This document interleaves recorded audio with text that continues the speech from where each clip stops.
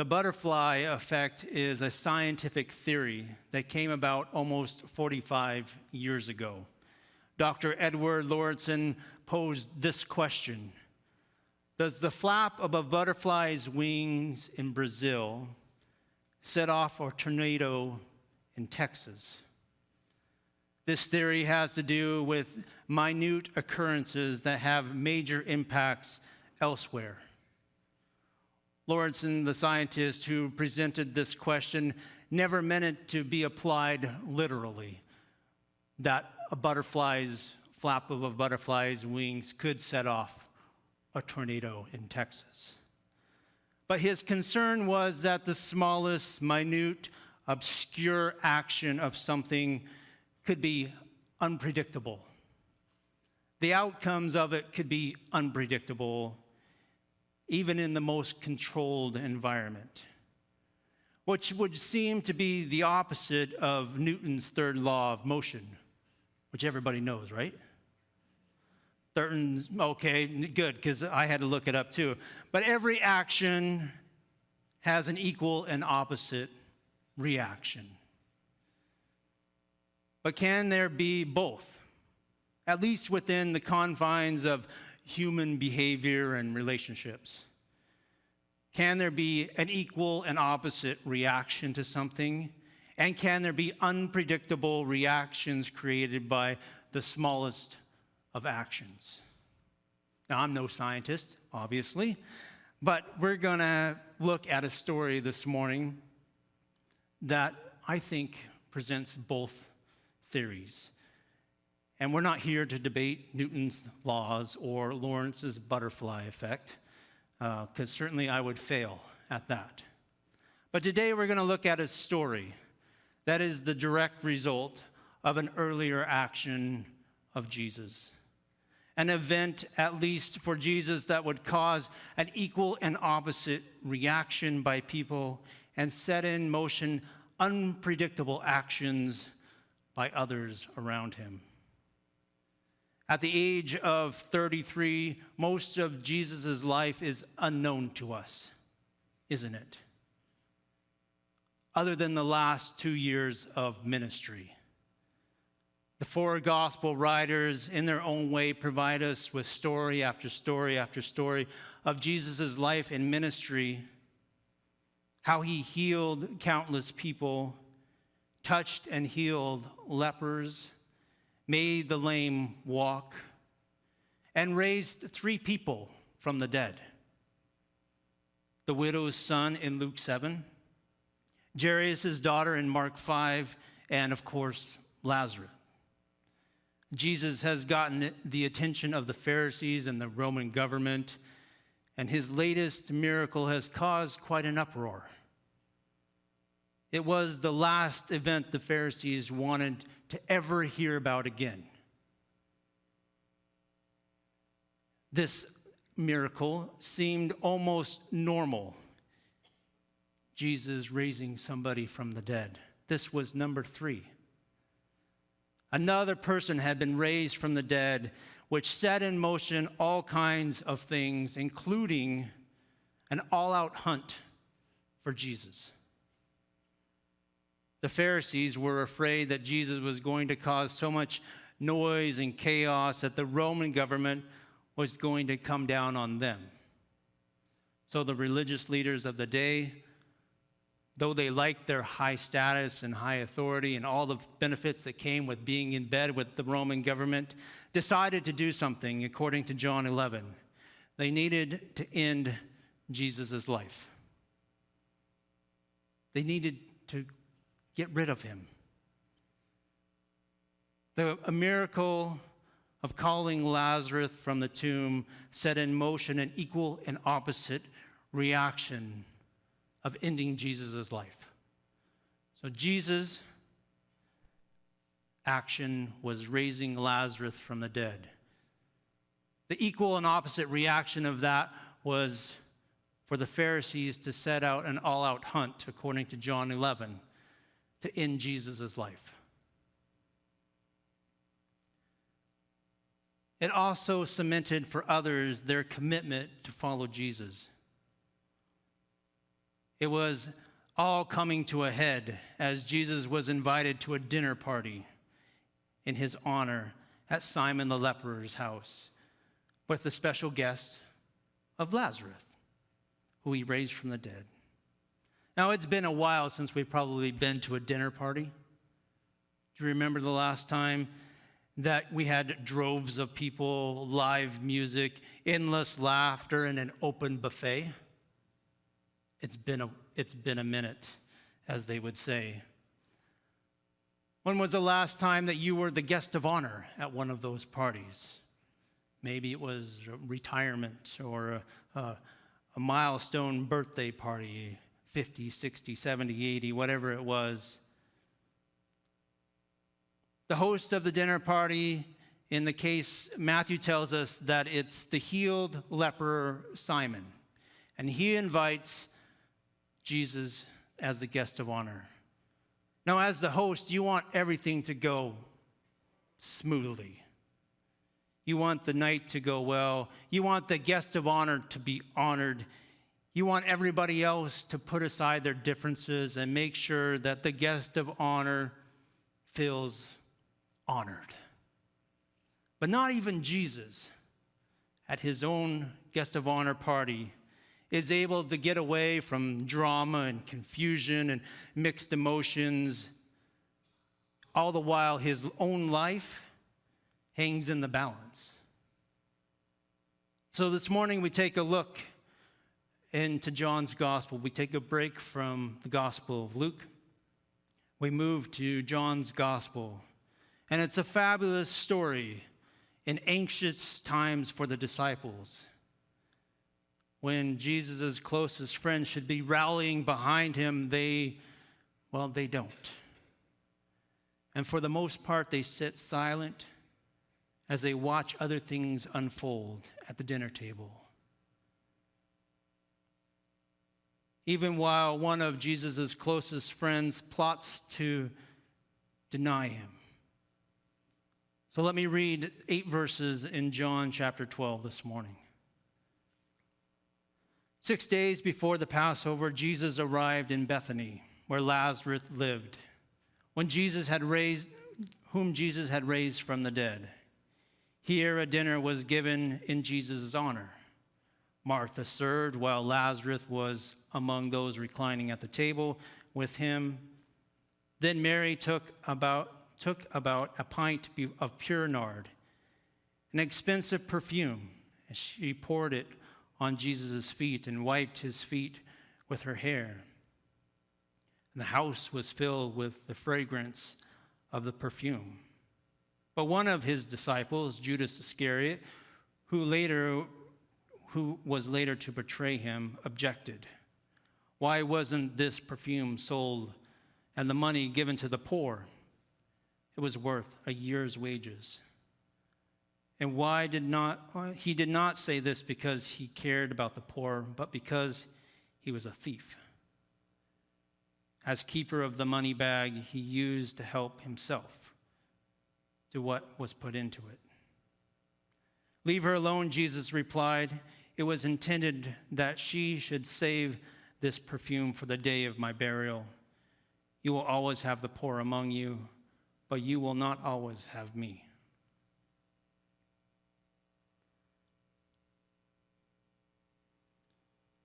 Parties are a great way to honor somebody's achievement.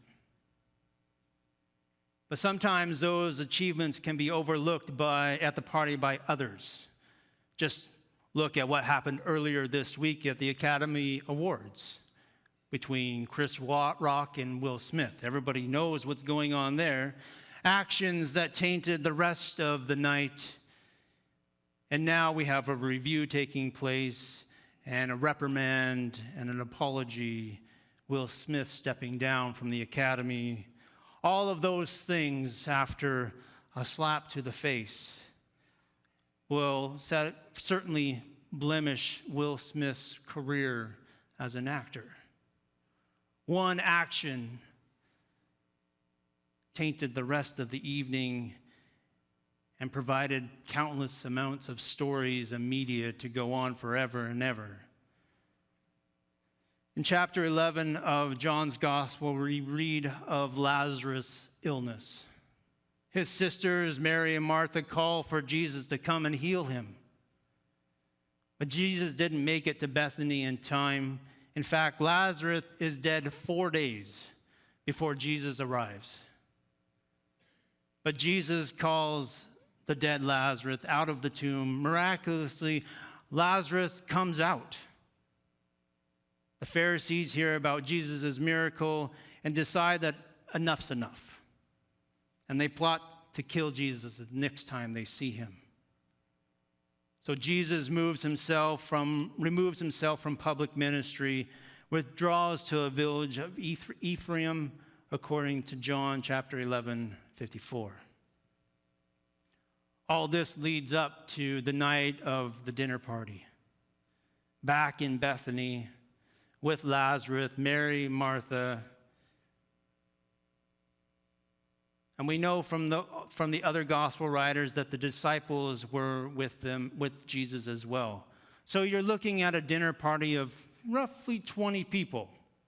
No small task for anyone, but Martha had it taken care of. She was in the kitchen, no doubt busy for days preparing for the big event. She is also the one, if you remember, that complained about her sister not helping her in the kitchen enough in Luke chapter 10. Mary was much more interested in Jesus. And she would much rather sit at Jesus' feet than be in the kitchen. So here again we have Martha busy in the kitchen, and no doubt Mary was probably helping her. But this time Martha seems okay with it all. Eventually, Mary finds herself drawn back to the feet of Jesus. We shouldn't take Mary's actions as a better way of following Jesus, but that's where Mary belonged. As we'll see, Mary is gifted in her expression of worship later on in the story. And Martha's gifting is by no means less than Mary's, just different. Her actions in the kitchen, her skill at preparing meals for large groups of people, not only wanted, but needed. And I'm sure that some of us can think of that's where we would like to be.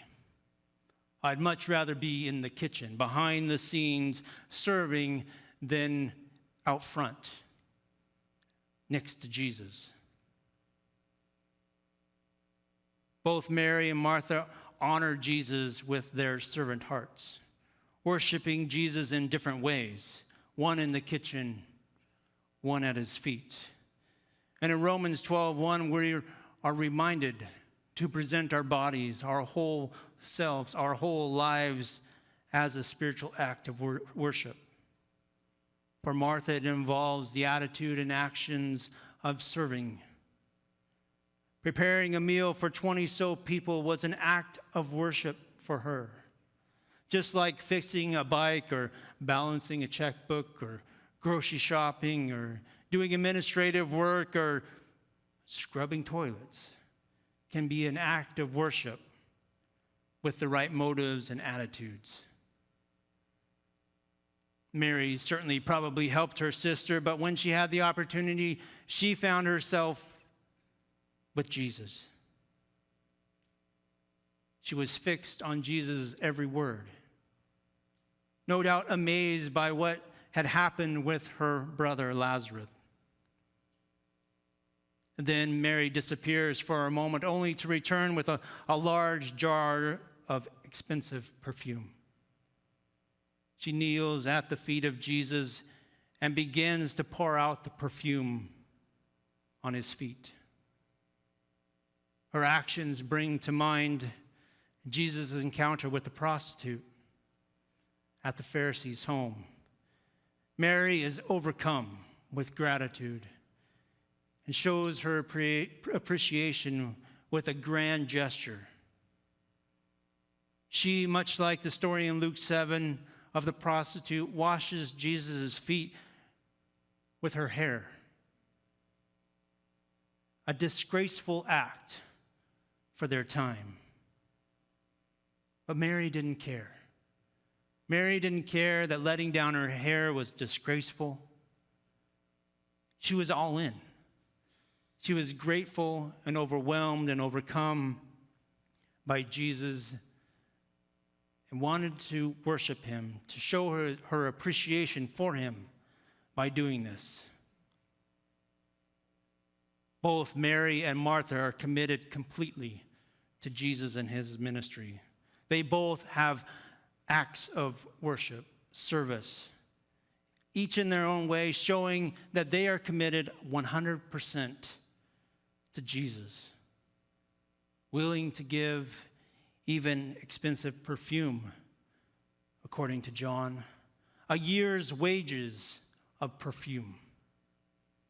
Now, there's not really any way to know, but one commentary says that year's wages was about $10,000. $10,000 of perfume poured out on feet. In Tish Harrison's Warren's book, Liturgy of the Ordinary, she writes these words reflecting on Christ's younger years, on the years that we don't really get. Christ's ordinary years are part of our redemptive story. Because of the incarnation of those long, unrecorded years of life, our small, normal lives matter. If Christ was a carpenter, all of us are in Christ find that our work is sanctified and made holy. If Christ spent time in obscurity, then there is infinite worth found in obscurity. If Christ spent most of his life in mundane ways, then all of life is brought under his lordship. There is no task too small or too routine to reflect God's glory or worth. However, not everyone saw Mary's actions as an appropriate act of worship or appropriate at all. She was quickly rebuked by Judas, who accused her of wasting money, wasting perfume that could have been sold to help the poor. While we have no record of any of the other disciples saying anything, I'm sure some thought along the same lines, that perfume could have been sold and the money given to a better use. Thanks to John's commentary, we know all about Judas. He wasn't really thinking about the poor. He was selfishly looking out for his own interests. Even if we didn't know Judas's inner thoughts, would that have changed Jesus' reactions? Probably not. Nobody other than Jesus knew what Judas was going to do in a few short days. Nobody else knew that he was skimming money off the top, taking a little bit for himself. Mary's action was an act of worship, a costly act, no doubt. But Jesus didn't stop her, just like he didn't stop the prostitute from washing his feet with her tears. For Jesus, this was not a waste, but a radical act, one that filled the room. Every place that Mary went for the rest of the night, the aroma of that perfume went with her. She was sold out, committed to Jesus. And this was her way of showing that.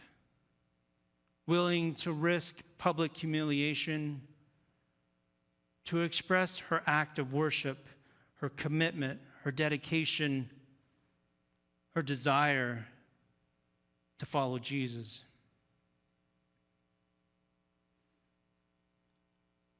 The dinner party was to be a miraculous celebration of Jesus bringing Lazarus back from the tomb. But Lazarus doesn't really have anything to do with the dinner party. We don't hear anything about Lazarus other than he's sitting by Jesus. We don't hear anything of the other 11 disciples either, other than we know from Matthew's gospel that they're in the room. The story focuses squarely on Martha, who's sweating away in the kitchen, happy to serve Jesus with her gifts. Mary, who is serving alongside her sister, but stops and has an opportunity to show Jesus how much she cares for him. Judas, who is secretly plotting to get rid of Jesus and hand him over to the authorities. All this taking on while Jesus is supposed to be celebrated, and his life is being threatened as well. Only Jesus knew what would happen in a few short days as they moved from Bethany to Jerusalem. Only Jesus knew Mary's actions and the foretelling of his death. She shares a costly act of service with Jesus before he dies. How often our generous acts of service come too late for loved ones? They come after the loved ones have already gone, and we spare no expense of saying goodbye at a funeral. Or years later, well beyond their death, we honor them in some way. But Mary is able to do this pre-birth, pre-death. Though not everyone understood it, Jesus got it and appreciated her actions. And Mary had no regrets. She didn't hold back from sharing her deepest appreciation for Jesus. So we have a choice when it comes to following Jesus. We can play it safe. Worship within the confines of our culture and acceptable practices. We can look out for our own interests and before others, in which the Pharisees and Judas did. Their reaction to Jesus was about self-preservation, about putting on a face and looking sound and spiritual, but really they were not. They were selfish in their actions, seeking to end Jesus' life so that they can continue on with the good life that they have built with the Roman government, not wanting to upset the status quo of the day. Or we can allow Jesus to take over our whole life, our every move, allow ourselves to experience and to participate in the gifting that God has given us, to worship him fully, with whatever way God has gifted us, to serve him fully, to not shy away, even though it may seem disgraceful. Martha did so in the kitchen, and Mary did so by washing Jesus' feet. Neither one of them held back. They weren't afraid of what people thought. But if you find yourself siding with Judas this morning and questioning whether or not that was an appropriate act, whether it was appropriate to pour out such an expensive bottle of perfume, we can always ask for forgiveness, to get our heart right, to center ourselves back on Jesus, who wants our all. There's no greater opportunity to do that this morning than as we come to the table of communion. The story this morning has an equal and opposite reaction by the Pharisees, and it has unpredictable actions by others around Jesus, particularly Mary and Martha, but Judas as well.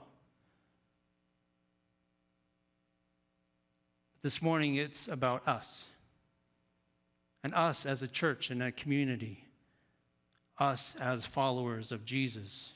And where do we find ourselves in this story? Are we Martha or Mary or Judas? Are we simply one of the disciples that aren't part of the story at all? Sitting back and just taking it all in, not really involved. But Jesus invites us to be involved, to be all in, to be committed, to be a Mary or a Martha.